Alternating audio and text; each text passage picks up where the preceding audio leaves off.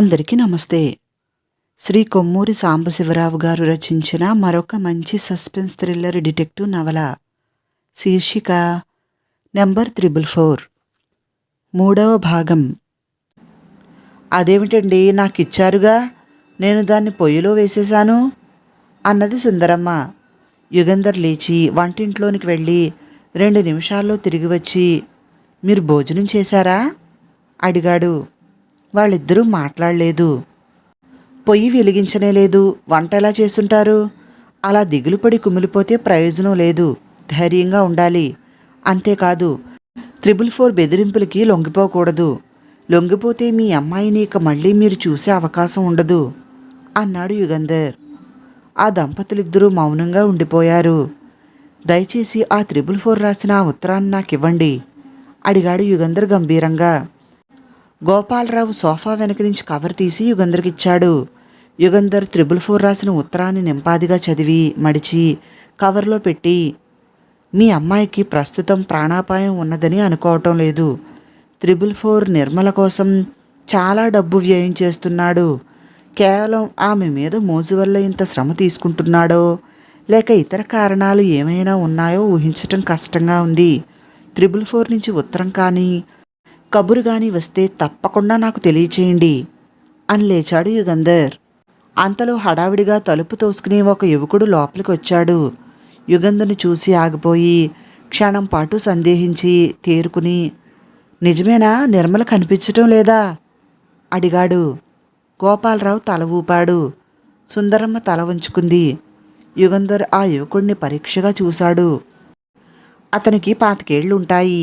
సన్నగా పొడుగ్గా నాజూకుగా ఉన్నాడు. ఉంగరాలు జుట్టు, మంచి రంగు ప్యాంటు లోపలికి తెల్లని షర్టు వేసుకున్నాడు. ఎక్కడికి వెళ్ళింది, ఎప్పటి నుంచి కనిపించటం లేదు అడిగాడు అతను మళ్ళీ. గోపాలరావు జవాబు చెప్పకముందే, నిర్మల కనిపించటం లేదని మీకెవరు చెప్పారు అడిగాడు యుగంధర్. ఆ యువకుడు యుగంధర్ని అనుమానంగా చూసి, వీరెవరండి అడిగాడు గోపాలరావుని. గోపాలరావు జవాబు చెప్పేలోపున యుగంధర్, దయచేసి ముందు నా ప్రశ్నకు జవాబు చెప్పండి. నిర్మల కనిపించటం లేదని మీకెలా తెలిసింది అడిగాడు మళ్ళీ. ఆ యువకుడు క్షణం పాటు సందేహించి, నాకు ఉత్తరం వచ్చింది అన్నాడు. ఏమని? నిర్మల కనిపించటం లేదని. ఎవరు రాశారు? తెలియదు. ఆ ఉత్తరం మీ దగ్గరే ఉంటే ఇలా ఇవ్వండి. తమరెవరు అడిగాడు ఆ యువకుడు. గోపాలరావు పరిచయం చేశాడు. ఈయన డిటెక్టివ్ యుగంధర్. వీరి సహాయం కోరాను. ఇతను మధు, నాకు మేనల్లుడు అవుతాడు వరుసకి. అప్పుడు మధు జేబులోంచి ఒక కాగితం తీసి యుగంధర్కిచ్చాడు. మిస్టర్ మధు, మీరు మీ ప్రాణంతో సమానంగా ప్రేమిస్తున్న నిర్మల ఎవరితోనూ లేచిపోయింది, పరారీ అయింది. నమ్మకపోతే ఆమె ఇంటికి వెళ్ళి వాకప్ చేయండి. క్రింద సంతకం లేదు. తెల్లని కాగితం మీద టైప్ అక్షరాలు. పోస్ట్లో వచ్చిందా అడిగాడు యుగంధర్. లేదు, కవర్ ఇదిగో. ఈ కవరు నా లెటర్ బాక్స్లో ఉంది. ఎవరో తీసుకొచ్చి పడేసి ఉండాలి. 444 గోపాలరావుకి రాసిన ఉత్తరం తీసి మధుకు వచ్చిన ఆకాశరామన్న ఉత్తరంతో పోల్చి చూశాడు యుగంధర్. 2 ఉత్తరాలు ఒకే టైప్ మిషన్ మీద టైప్ చేయబడ్డాయి. యుగంధర్ కనుబొమ్మలు చిట్లించి దీర్ఘంగా ఆలోచించసాగాడు. ఏ కారణం వల్లనైతేనేం 444 నిర్మలను ఎత్తుకుపోయాడు. పోలీసులకు కానీ మరెవరికైనా కానీ ఆ విషయం తెలియజేయవద్దని, రహస్యంగా ఉంచమని, లేకపోతే నిర్మల ప్రాణానికి మోసం అని ఆమె తల్లిదండ్రులను బెదిరిస్తూ డబ్బు ఆశ చూపిస్తూ 2 ఉత్తరాలు రాశాడు. మధు నిర్మలను ప్రేమిస్తున్నాడు. చూడ్డానికి బాగున్నాడు. వరస అవుతాడు. నిర్మల కనిపించకుండా పోయిందని అతనికి తెలియచేయటం వల్ల 444కి కలిగే ప్రయోజనం ఏమిటి? నిర్మల కనిపించటం లేదంటే మధువు గొడవ చేయడా? ఏ అల్లరైతే జరగకుండా ఉండటానికి గోపాలరావుని 444 బెదిరించాడో, మధుకి తను ఈ విషయం తెలియచేయటం వల్ల ఆ అల్లరి జరగదా? ఆ 2 ఉత్తరాలు ఒకదానికొకటి విరుద్ధంగా ఉన్నాయి. నిర్మల ఎప్పటినుంచి కనిపించటం లేదు అడిగాడు మధు. గోపాలరావు వివరాలు చెప్పాడతనికి. మధు మొహం పాలిపోయింది. నోటి వెంట మాట పెగిలి రాలేదు. మిస్టర్ మధు, నాతో రండి, మీతో నేను మాట్లాడాలి అన్నాడు యుగంధర్. మధు, యుగంధరు క్రెజ్లర్ కారు దగ్గరికి వెళ్లారు.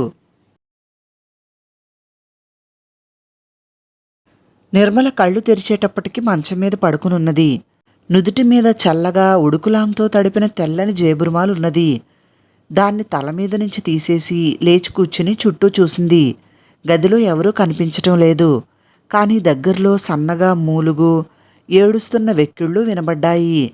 గదిలో దీపం వెలుగుతోంది. అది పగలో రాత్రో తెలియలేదు. ఆ గదికి కిటికీ లేదు. సూర్యరశ్మి గదిలోనికి వచ్చే అవకాశం లేదు. నిర్మల చెవులు రిక్కించుకుని విన్నది. భ్రమ కాదు, ఎవరో తనున్న గదిలోనే ఏడుస్తున్నారు. చప్పుడు చేయకుండా నిర్మల మంచం మీద నుంచి దిగింది. ఏడుపు వినవచ్చిన వైపు అడుగులో అడుగు వేసుకుంటూ నడిచింది. లోతుగా ఉన్న ఒక వాలు కుర్చీ గోడకి దగ్గరగా ఉంది. ఆ వాలు కుర్చీ వైపు నుంచి ఏడుపు వినిపిస్తోంది. కుర్చీ వెనకకి వెళ్ళి కుర్చీలోనికి చూసింది. నల్లని జుట్టు, ఎర్రని చెంపలు, లోలాకులు వేలాడుతున్న చెవులు, పొడుగాటి చేతులు, ఎర్రని పరికిణి, పసుపు రంగు ఓణి, తళతళా మెరుస్తున్న గాజులు. నిర్మల ఆశ్చర్యంతో కొంచెం సేపు కదలకుండా నిల్చున్నది. చివరికి, ఎవరు నువ్వు అడిగింది చాలా మృదువుగా. నిర్మల నోటి నుంచి మాట వినబడగానే వాలు కుర్చీలో పడుకుని ఏడుస్తున్న అమ్మాయి చివాలను లేచి ఒక్క గంతేసి దూరంగా వెళ్ళి నిలబడి మొహానికి 2 చేతులు అడ్డం పెట్టుకుని వెక్కి వెక్కి ఏడవటం ప్రారంభించింది. ఆ అమ్మాయికి 15-16 ఏళ్లకి మించి ఉండవు. మంచి పసిమి రంగు, నున్నని ఒళ్ళు, లేత చెంపలు, చాలా అందంగా ఉంది. ఎందుకేడుస్తున్నావు అడిగింది నిర్మల. ఆ అమ్మాయి మొహానికి అడ్డు పెట్టుకున్న చేతివేళ్ల సందుల్లోంచి నిర్మలను చూసి మరింత వెక్కి వెక్కి ఏడవసాగింది. తనకన్నా వయసులో 2-3 ఏళ్లే చిన్నది. భయంతో వణుకుపోతున్న ఆ అమ్మాయి మీద నిర్మలకి విపరీతమైన జాలి పుట్టుకొచ్చింది. నెమ్మదిగా ఆ అమ్మాయి దగ్గరికి వెళ్ళి తల మీద చెయ్యి వేసి నిమురుతూ, బహుశా నన్ను తీసుకొచ్చినట్లు మోసం చేసి నిన్ను కూడా తీసుకొచ్చి ఉంటాడు ఇక్కడికి, అవునా అన్నది. ఆ అమ్మాయి మొహానికి చేతులు అడ్డు తీసేసి నిర్మలని పరీక్షగా చూసి, మీరు అతని మనిషి కారా అడిగింది ఏడ్చి ఏడ్చి బొంగురుపోయిన గొంతుతో. నిర్మల కాదని తల తిప్పి, నీ పేరేమిటి అడిగింది. వసంత. చదువుకుంటున్నావా? ఆ అమ్మాయి తల ఊపింది. ఏం చదువుతున్నావు? School final. ఏ స్కూల్లో? త్యాగరాయ నగర్ గర్ల్స్ హై స్కూల్లో. నా పేరు నిర్మల, నేను సెయింట్ మేరీస్ కాలేజీలో బీఎస్సీ చదువుతున్నాను అని నిర్మల తనని తాను పరిచయం చేసుకున్నది. మిమ్మల్ని కూడా మోసం చేసి ఇక్కడికి తీసుకొచ్చాడా అడిగింది వసంత. అవును, నేను నీలాగే ఏడ్చాను. కానీ ఏడ్చి చేసేదేమీ లేదు. ఏడవలేక ఇక ఊరుకున్నాను. ఎందుకెత్తుకొచ్చాడు మనల్ని? నిర్మల ఆ ప్రశ్నకి జవాబు చెప్పేలోగా తలుపు తీస్తున్న చప్పుడయ్యి ఇద్దరూ అటు తిరిగారు. కన్ను మూసి కన్ను తెరిచేలోపున తలుపు తెరుచుకుని మళ్ళీ మూసుకుంది. 444 గదిలోనికి ప్రవేశించాడు. Good, very good. ఇద్దరూ స్నేహం చేసుకున్నారా అన్నాడు నవ్వుతూ. నిర్మల నిప్పులు కక్కుతూ చూసిందతన్ని. నీ అఘాయిత్యానికి అంతున్నట్లు లేదే, ఈ చిన్నపిల్లని ఎందుకు తీసుకొచ్చావు అడిగింది కోపంగా. అబ్బబ్బో, అప్పుడే నీ స్థితి తలుచుకుని ఏడవటం మానేసి ఇంకొకళ్ళకి సానుభూతి చూపే స్థితికి వచ్చావన్నమాట. అది మంచిదే. ఇద్దరూ కూర్చోండి అన్నాడు. ఆఖరి మాట కాస్త కటువుగా అంటూ వాలు కూర్చి గది మధ్యలోనికి లాగి అందులో కూర్చున్నాడతను. నిర్మల, వసంత కదలకుండా అలాగే నిలబడ్డారు. అలా మొండితనం చేయకండి, ఏమీ ప్రయోజనం లేదు. జరగబోయేది ఎలాగూ జరుగుతుంది కనుక మనసు రాయి చేసుకోవటం మంచిది. మళ్ళీ మీ వాళ్ళని చూడటం కానీ మీ వాళ్ళ దగ్గరికి వెళ్ళటం కానీ ఈ జీవితంలో సంభవించదు. కనుక మీ వాళ్ళని మరిచిపోయి సుఖంగా సంతోషంగా గడపటానికి ప్రయత్నించండి. మీకేం కావలసినా చెబితే చాలు, క్షణాల మీద తెప్పిస్తాను. మీరెంత కులాసాగా ఉంటే మీకు నాకు కూడా అంత మంచిది అన్నాడు 444. 4 నిష్కర్షగా ఇక మళ్ళీ తమ తల్లిదండ్రుల్ని చూడబోరని చెప్పగానే వసంత వెక్కి వెక్కి ఏడవటం ప్రారంభించింది. ఊరుకో వసంత, ఏడ్చి ప్రయోజనం లేదు అన్నది నిర్మల వసంతని ఓదారుస్తూ. 4 నెమ్మదిగా కుర్చీలోంచి లేచి వసంత దగ్గరికి వెళ్ళాడు. వసంత భయపడిపోయి గోడకి అతుక్కుపోయింది. అతను వసంత భుజం మీద చెయ్యి వేసి లాగుతూ, ఏడవక వసంత, ఏడుపెందుకు? నీకు కావలసింది ఇస్తాను. చీరలు, నగలు, నీ ఇష్టం. ఏం కావాలో అడుగు. అడిగితే చాలు వచ్చేస్తాయి. ఏది మొహం ఇటు తిప్పు అంటూ తల పట్టుకుని తన వైపుకు తిప్పుకున్నాడు. ఎర్రగా జేవురించిన కళ్ళు, వణికిపోతున్న పెదములు, కళ్ళనీళ్లతో తడిసి మెరుస్తున్న చెక్కిళ్ళు, అందంగా అమాయకంగా ఉన్నది ఆ పిల్ల మొహం. 4 చటుక్కున తల వంచి ఆమె పెదముల మీద ముద్దు పెట్టుకున్నాడు. వసంత పెదములు మండిపోయాయి. కోపం పొంగిపోయింది. ఈడ్చి 4ని చెంప మీద కొట్టింది. 4 పకపకా నవ్వాడు. బావుంది. ఆ మెత్తని చేత్తో కొడితే నొప్పి పుడుతుందా? ఏది అంటూ మళ్ళీ దగ్గరికి వెళ్ళి వసంత నడుం చుట్టూ చేతులు వేశాడు. ఆ దృశ్యం చూడలేక సిగ్గుతో కళ్ళు మూసుకుని పెదములు బిగించి కోపంతో పళ్ళు పటపటా కొరికింది నిర్మల. సరిగ్గా ఆ సమయానికే తలుపు తట్టిన చప్పుడు కాకపోతే తర్వాత ఏం జరిగేదో. 4 చికాకుతో తలుపు వైపు తిరిగి వెనక్కి తిరిగి వసంతం చూసి చిన్నగా నవ్వి, ఇప్పుడే వస్తాను అని వెళ్ళిపోయాడు. కారు కదిలిన కొంతసేపటి వరకు యుగంధర్ మాట్లాడలేదు. మిస్టర్ మధు, ఆ ఆకాశరామన్న ఉత్తరం మీకు ఎవరు రాసి ఉంటారో గ్రహించారా? అడిగాడు. మధు వెంటనే జవాబు చెప్పలేదు. కాసేపు ఆలోచించి, ఆ ఉత్తరం ఎవరు రాసినా నిర్మలని ఎవరో ఎత్తుకుపోవటం అబద్ధం అన్నాడు. ఎందుకలా అనుమానిస్తున్నారు? అడిగాడు యుగంధర్. బీఎస్సీ పూర్తవగానే నిర్మలని నాకిచ్చి పెళ్లి చేయటానికి నిర్ణయించారు ఆమె తల్లిదండ్రులు. నన్ను పెళ్లి చేసుకోవటం ఇష్టం లేకే ఇంత అఘాయిత్యం చేసింది. నేనంటే ఇష్టం లేదని ఒక్క మాట చెబితే సరిపోయేదే. నేనే వద్దని గోపాలరావు గారికి చెప్పేసేవాణ్ణి అన్నాడు మధు ఉద్రేకంతో. మిస్టర్ మధు, మీరు పొరబడుతూ ఉండవచ్చు. నిర్మలని నిజంగానే ఎవరో ఎత్తుకుపోయి ఉండవచ్చు. నిర్మల మీద ద్వేషంతో, చుప్పనాతి బుద్ధితో ఎవరో ఈ అబద్ధాన్ని కల్పించి మీకు ఉత్తరం రాసి ఉండవచ్చు అన్నాడు యుగంధర్. మధు బాధతో నవ్వి, నిర్మలని ఎవరు ఎందుకు ఎత్తుకుపోతారు? ఆమె ఒంటి మీద నగలు కూడా ఏమీ లేవు అన్నాడు. యుగంధర్ మధువైపు తీక్షణంగా చూసి, అనుమానం అలాంటిది. మనసు మీద మబ్బు కమ్ముకుంటుంది. నిర్మల ఎవరితోనూ లేచిపోలేదు. ఆమెను బలవంతంగా 4 అనే మనిషి ఎత్తుకుపోయాడు. ఆమె ఇప్పుడు అపాయంలో ఉంది. ఇది ఊహ కాదు, నిజం. సాక్ష్యం కావాలంటే జాగ్రత్తగా వినండి. 4 గోపాలరావుకి రాసిన ఉత్తరం, మీకు వచ్చిన ఆకాశరామన్న ఉత్తరం ఒకే టైపు మిషన్ మీద టైప్ చేయబడ్డాయి అన్నాడు యుగంధర్. మీరు చెప్పేది నిజమే అయితే 4 నాకెందుకు అటువంటి ఉత్తరం రాస్తాడు? అతనికి అందువలన కలిగే ప్రయోజనం ఏమిటి? అడిగాడు మధు.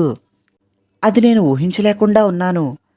మీకు 4 ఉత్తరం రాశాడని నేను అనలేదు. 4 గోపాలరావుకి పంపించిన ఉత్తరం టైప్ చేయబడిన మిషన్ మీద మీకు పంపించిన ఉత్తరం కూడా టైప్ చేయబడిందన్నాను. అంటే? అడిగాడు మధు. నిర్మల మీద మీకు గల ప్రేమను పోగొట్టేందుకు ఎవరో పూనుకున్నారు. ఆ మనిషే మీకు ఆ ఉత్తరం రాశాడు. నిర్మలని ఎత్తుకుపోయారని ఆ మనిషికి తెలిసి ఉండాలి. అంటే ఆ మనిషి నిర్మలని ఎత్తుకుపోవటం చూసుండాలి. లేదా ఎత్తుకుపోయిన మనిషితో అతనికి సంబంధం ఉండి ఉండాలి. మీకు వచ్చిన ఉత్తరము, గోపాలరావు గారికి వచ్చిన ఉత్తరము ఒకే మిషన్ మీద టైప్ చేయబడ్డాయి కనుక ఇలా ఊహించటంలో పొరపాటేమీ ఉండదు అన్నాడు యుగంధర్. యుగంధర్ అంత గట్టిగా చెప్పేసరికి మధుకు అనుమానం తగ్గింది. నిజంగానే నిర్మల ఆపదలో ఉందంటారా? అడిగాడు. సందేహమేమీ లేదు. మధు మౌనంగా ఉండిపోయాడు. నిర్మల మీద కక్షతో మీకు ఆమె మీద ద్వేషం కలిగించేందుకు ప్రయత్నించే మనిషి ఎవరైనా ఉన్నారా? బాగా ఆలోచించి చెప్పండి అన్నాడు యుగంధర్. అంత కక్ష ఉన్నవాళ్ళు ఎవరున్నారు అని 2 నిమిషాలు ఆలోచించి, అంత మాత్రానికి అంత కక్ష పెట్టుకుంటుందా అని బిగ్గరగా తనలో తాను అనుకున్నాడు మధు. ఎవరు? అడిగాడు యుగంధర్. మాలతి అనే అమ్మాయి, నిర్మల క్లాస్మేటు. ఏం జరిగిందో వివరాలు జ్ఞాపకం చేసుకుని చెప్పండి అంటూ యుగంధర్ కార్ని పాన్గల్ పార్క్ గేటు ముందు ఆపాడు. నేను నిర్మల తరచూ బీచ్కి సినిమాలకి వెళ్తుండేవాళ్ళం. వాళ్ళ అమ్మా నాన్న అనుమతితోనే వెళ్ళేవాళ్ళం. ఒక్కొక్కప్పుడు నిర్మల తన స్నేహితురాలను ఎవరినైనా కూడా తీసుకొచ్చేది. అలాగే ఒకసారి మాలతి అనే అమ్మాయిని తీసుకొచ్చింది. ఆ వేళ ఆ అమ్మాయి ప్రవర్తన నాకు అంతగా నచ్చలేదు. నిర్మలకు చెప్పాను. అయినా ఇంకొక రోజు మళ్ళీ సినిమాకి తీసుకొచ్చింది. ఎందుకు తనని తీసుకొచ్చావని అడిగితే తప్పనిసరి అయిందని, తనే వెంటపడిందని నిర్మల నవ్వుతూ చెప్పింది. మాలతి ఎందుకు అలా వెంటపడిందో తర్వాత అర్థమైంది. సినిమా జరుగుతూ ఉండగా చీకట్లో నాకు ఒక ఉత్తరం ఇచ్చింది. వసారాలోనికి వెళ్ళి అప్పుడే చదివాను ఆ పిచ్చిరాతలు. నన్ను చూసిన మరుక్షణం నుంచి తన హృదయం నా ఆధీనమైపోయిందని, తనకి చాలా డబ్బున్నదని, నిర్మల మీద నుంచి నా దృష్టిని మళ్లించమని రాసింది.